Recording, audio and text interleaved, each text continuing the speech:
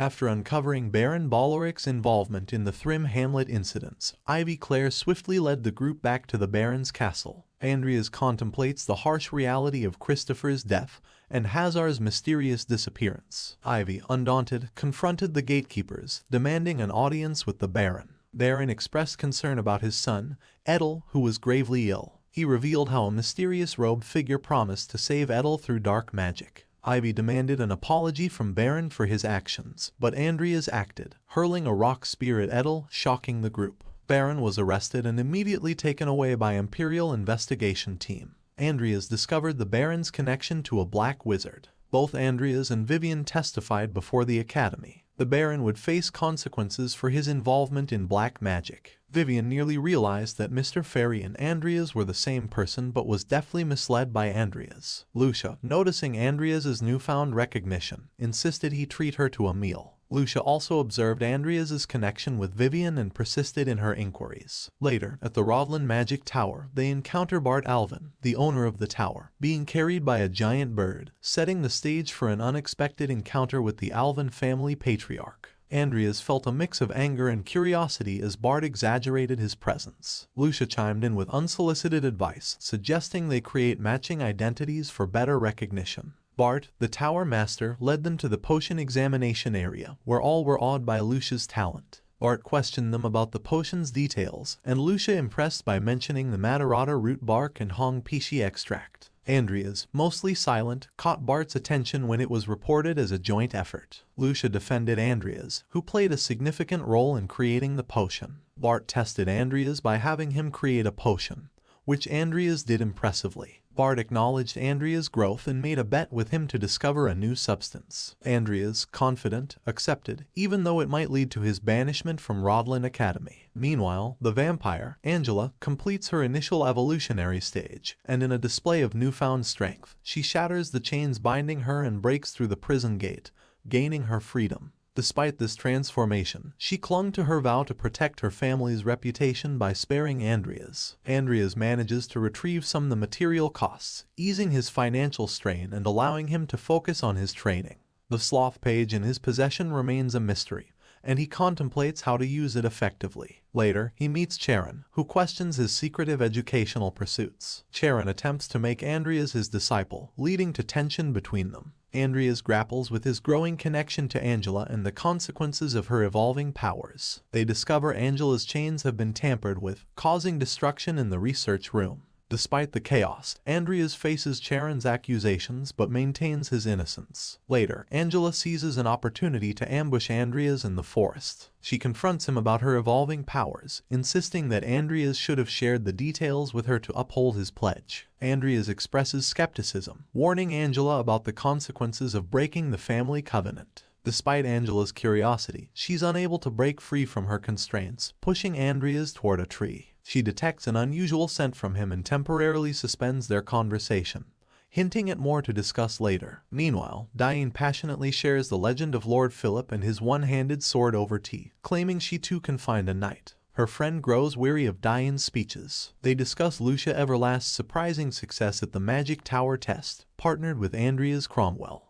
Diane reflects on Andreas blaming his circumstances for his family's demise. As Andreas gets ready for class, Lucia persuades him to rest due to the marks left by Angela. Andreas puzzles over Angela's cryptic messages. In class, he wears layers to cover the marks but is confronted by Professor Walden, who seeks credit for their potion's success. Andreas appreciates Professor Walden's advice on potion making but criticizes him for trying to claim credit. Lucia defends Andreas, surprising everyone. Professor Robin warns Andreas about pushing too far. Lucia confidently diffuses the situation, leaving the class in shock. Despite Professor Walden's anxiety, Lucia stands her ground. Andreas appreciates Lucia's intervention. Later, the Aura Master Duke and Officer Sinclair Cloche make an appearance. Duke plans to gather information about Rodland's Academy students. Sinclair learns that Lucia, daughter of the Everlast Company, created a groundbreaking potion named Everlast Potion. He requests a sample, envisioning its commercial success. Sinclair instructs his assistant to investigate Lucia's popularity. The potion's efficiency surpasses existing ones, astounding Sinclair. He's surprised to find Andreas Cromwell as its co-producer. Rumors of Andreas taking advantage of Lucia circulate, but Sinclair's assistant doubts their validity. Sinclair adds Andreas to his scouting list. Mysterious threats target the Cromwell family. Andreas's rigorous physical and potion training continue. He successfully evolves a potion creation buff. Andreas invents a low-grade invigorating potion, enhancing his potion-making abilities. Frustrated by Charon's absence, Andreas focuses on his medicinal botany class. Lucia advises Andreas to buy a tablet and reveals Professor Vauban's plan to test an awakening potion. Andreas confronts Vauban, who misunderstands his response. Andreas aces the exam, surprising everyone. A student confronts Professor Vauban for allegedly claiming ownership of his work. The garden witnesses Vauban's humiliation, as he's accused of stealing his student's work. Senior Gerald expresses disbelief in Vauban's actions. Students never expected a professor to stoop so low. Andreas questions Lucia about the situation, and they both believe Vauban is responsible. Professor Walden approaches Andreas with questions about the potion, which he successfully answers, further implicating Vauban.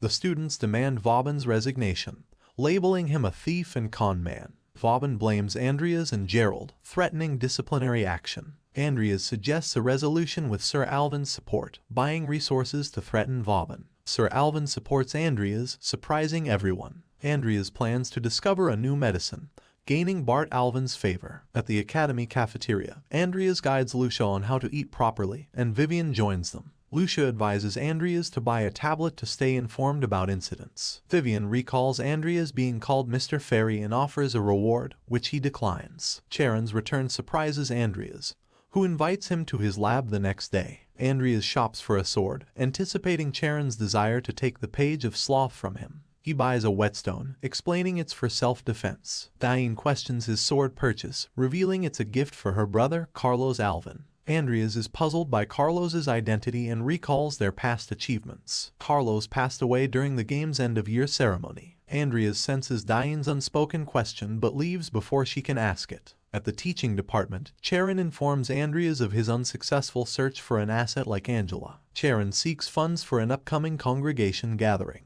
Andreas surprises Charon by revealing he has the Apocalypse Codex. He offers it to Charon, who plans to consult the congregation. They prepare for the gathering, and Andreas worries about its dangers. During their journey, Salem unexpectedly joins them. He inquires about Andreas's identity, and Charon introduces him as Andreas Cromwell. Salem credits Charon for bringing another Cromwell into their midst, hinting at hidden family secrets. Andreas refrains from probing further. The carriage stops, and Dragon apologizes for the interruption, signaling a long-awaited reunion. The group disembarks to meet Dragon, who is surprised to see Charon and Salem together. Salem tells Dragon to watch his breath. Andreas suspects that Dragon intends to steal the Page of Sloth, but didn't expect Salem to be with them. Charon directs them to the assembly site, which surprises Salem. They encounter a squad of black mages blocking their path, but Salem's immense power dispatches them swiftly. At the church, Salem presents the Page of Sloth and the corpses of the rebellious black mages. Morse is intrigued by the sloth and Salem's ruthless efficiency. Salem instructs Andreas to summon the page, which he does without hesitation. Salem playfully teases Andreas, but Andreas remains composed. Salem mentions helping Andreas in the future, which surprises Andreas. Andreas presents the Page of Sloth, and the congregation is awed by it. Salem, however, objects to Andreas giving it to a skeleton. Andreas injures himself, demanding recognition for his discovery. Morse insists that Andreas is crucial to their plans. Andreas calls for Salem's help, but Salem is displeased with his recklessness. Andreas pledges to help Salem navigate their chaotic world, even if it means going insane. Salem finds Andreas's extreme actions surprising. Andreas contemplates suicide, but Salem calls forth a demonic snake to support Andreas's plans, albeit reluctantly. Salem is intrigued by Andreas's dedication and willingness to go to great lengths. Salem intervenes by sending his menacing serpent lance to execute the congregation members. He demands that anyone who tries to harm Andreas be killed. Salem's actions baffle Morse, who wonders why Salem is fighting for someone like Andreas. Andreas attempts to negotiate with the congregation for various gifts. Andreas chooses valuable items, including the corpses of the former Fairy Queen Mylene and the Tiger King Timer. Salem tells Andreas to pick more items and praises Andreas for his efforts. Charon is frustrated and believes he should have taken the sloth's page himself. Salem instructs Andreas to have everything ready to move, and they prepare to leave the area. Salem tells Andreas they will go to a safer location as promised. Salem offers to chauffeur Andreas to the nearest railway station and questions if Bart Alvin knows Andreas is a black wizard. Andreas returns to the academy, where he starts gathering his new goods. He uses subspace to store Timer's body. Andreas plans to level up his necromancy to transform the corpses into high-level summons. He initiates Nickel's evolution and notices that Nickel doesn't suffer like Angela did. Salem and Gramps Morn have conversations about Andreas's origins, necromancy, and their fascination with him. Salem speculates on Morn's connection to the Cromwell family and Andreas's potential insanity, considering him possibly the most insane person in the realm. Andreas meets William Hollington, who is excited about their collaboration on the potion. They review a contract, and Andreas discovers he'll receive over 1.8 billion wills. They decide to enjoy dinner together, and William looks forward to hearing Andreas's story. A month later, Andreas is on a train and realizes over 2,000 units of the Everlast potion have sold. He's gained support from nobility, leaving him with 6 billion wills after buying back Cromwell's estate. He arrives at Harder Station near the National Cemetery to retrieve the signet ring. Andreas meets an old man, Paimon, and a hooded man, suspecting their motives. He contemplates an extraordinary transformation of Nickel's power and realizes the hooded man is a significant threat. Andreas discusses the signet ring but focuses on the cost. Paimon suggests exchanging it for items from the congregation. Andreas proposes 5 million wills, angering Paimon. The hooded man prepares to attack, but Andreas summons an evolved Nickel. The hooded man intercepts Nickel's attack, leaving Andreas confident. Andreas, seated, observes the intense fight between Hooded Man and Nickel. As the battle unfolds, he's impressed by Hooded Man's resilience. Nickel, having evolved, showcases newfound power. Their duel continues with clashes and strikes, revealing Hooded Man's toughness. The Hooded Man counters Nickel's mid-air attack, but Nickel's phantom skill allows him to evade harm. An E-strike sends the Hooded Man flying out of a window. Paimon scolds the Hooded Man and focuses on Andreas and Nickel. Paimon surrounds them with undead soldiers. Andreas suggests splitting up to catch Paimon off guard, but their primary goal is survival. Andreas employs Earth Shield spells and Stone Spear spells to fend off the relentless undead horde. Meanwhile, Nickel and the Hooded Man continue their fierce battle. The Hooded Man drops a sticky bomb on Nickel, causing an explosion that seemingly makes Nickel vanish. As the battle rages, Andreas fights relentlessly, enduring injuries and noxious liquids. He faces overwhelming odds and fears for his loved ones. In a moment of desperation, he awakens new combat and aura abilities, wielding mana and aura simultaneously. Andreas retrieves his sword and fights on, determined to survive and return to where he truly belongs. Injured Andreas confronts Paimon with Nickel's sword. Sweating and tense, Paimon suggests negotiations, but Andreas demands answers about the ring. Paimon reveals its location and starts coughing blood, collapsing in pain. Andreas realizes his sword had poison, and the Hooded Man was Bloody Dan, the instigator of a game war. Andreas dons a mask from Dan, an artifact altering appearances. He thanks Dan for it and plans to use it wisely. With Nickel's help, he searches for the ring. In the clinic, Andreas learns of the news about Paimon's fight. Bandaged but unaffected, he plans to buy his old mansion. Lucia visits, bringing fruit. Vivian rushes in, relieved to see Andreas well. They share a warm moment, leaving Lucia a bit jealous. 1 week later, Andreas surprises Vivian with their old home, Applewood Mansion, thanks to his potion invention. She reads a letter explaining how he bought it back. Emotional, she apologizes for her past harsh words, and Andreas promises to take care of her. Meanwhile, a tiger corpse lies in the school dormitory encircled by a red magical circle. Andreas contemplates his second awakening, feeling his newfound enlightenment trait augments his necromantic skills. He explores various abilities like Death Fury and Ghoul Summoning,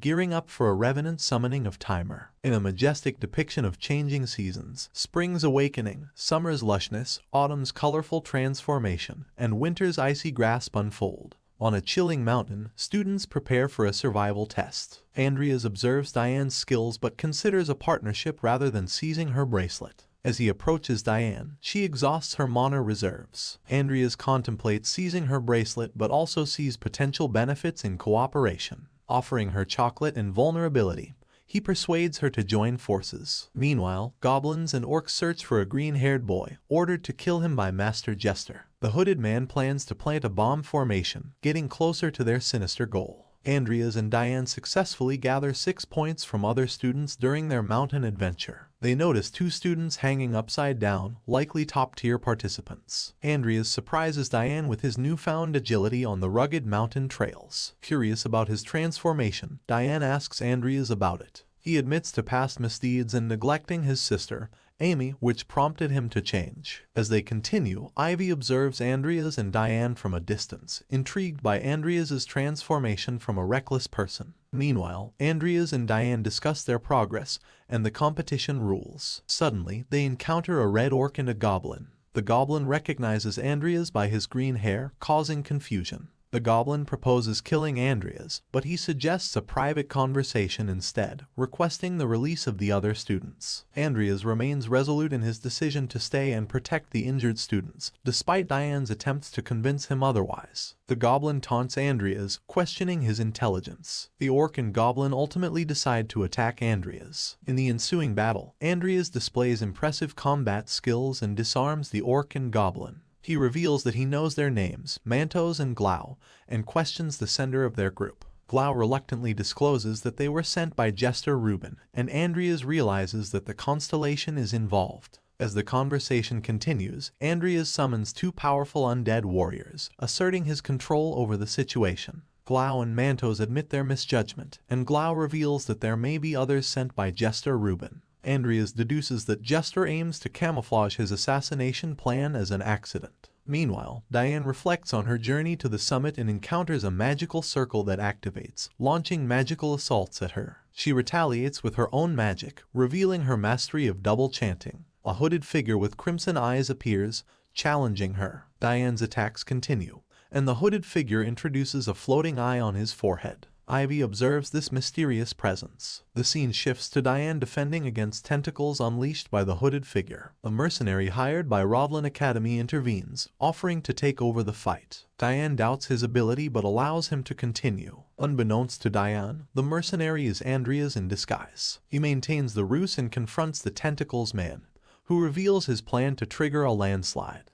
Andreas successfully defends against their attacks, but Tentacles Man's third eye emits a menacing red light. Despite Diane's warning, Andreas is impaled by Tentacles Man, leaving both the Dark Mages and Diane in astonishment. The monstrous entity launches an assault on Andreas, who manages to parry the attack but is slightly pushed back by its force. Diane inquires about Andreas's well-being, but he urges her to keep her distance. Andreas contemplates the strange behavior of the tentacle host, suspecting that it has commandeered the host's body. As the creature emits a menacing roar and grows in size, its tentacles lash out at Andreas, who skillfully evades them, shielding Diane. Andreas instructs Diane to retreat as he prepares to create an opening. He counters the monster's assault, slashing at its tentacles. Diane, determined to assist her unknown savior, conjures a sharp blue energy in her palm and launches it towards the monster, inflicting significant damage. Andreas realizes the importance of destroying the mana core to conclude the battle. However, the monster retaliates swiftly, and Andreas parries the attack, realizing the peril of his impulsiveness. Suddenly, the monster's tentacles strike nearby dark mages, impaling them. Diane wonders why the monster is attacking its own allies and realizes it's likely absorbing their mana. Andreas remarks on the dire situation and experiences a surge of energy enveloping him, enhancing his combat capabilities. Andreas dashes forward, feeling a newfound lightness in his body, and engages in a fierce battle with the monster. Despite the relentless attacks, Andreas manages to fend them off. Just as another colossal attack is launched, the gigantic creature is cleaved in two by a mysterious figure. This unexpected savior turns out to be none other than Ivy, the formidable baddie.